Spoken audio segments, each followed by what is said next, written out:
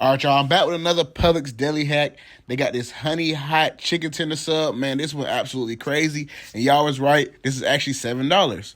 So I saw this on TikTok and I had to try it. So I'm going to list all the ingredients I put on mine.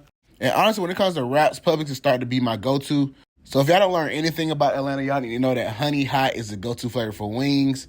So this is a very big thing. So she got the chicken tenders tossed in the honey hot sauce. And again, I listed the ingredients I use. Me personally, I did not like the garlic pickles. They kind of gave like a weird taste to it. So if you try it, I would go without the garlic pickles, but it's up to you.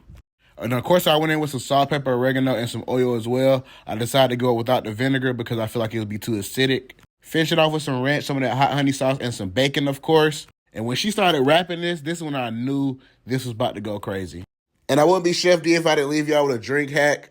So grab the peach tea and this limited edition strawberry pineapple lemonade. Mix that together, you got a crazy Arnold Palmer. And it's always 60% lemonade, 40% tea. So let's get to this sub wrap, whatever you want to call it. Y'all just look at this. Y'all just look how beautiful this looks.